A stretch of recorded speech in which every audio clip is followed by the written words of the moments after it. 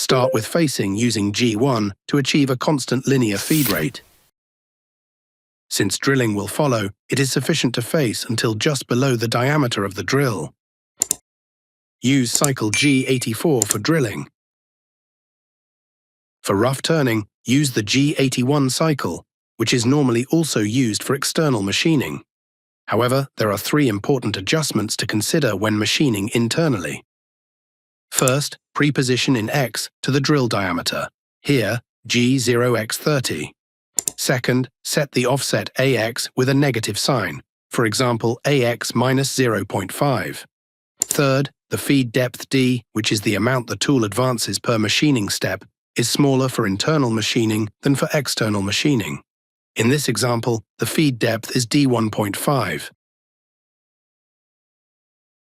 After rough turning, finish the contour using radius compensation.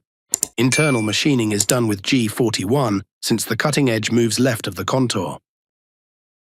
Since the drilling cycle G84 already creates a precise hole with the necessary surface finish, the bore bottom does not need additional finishing, and the radius compensation can be cancelled with G40.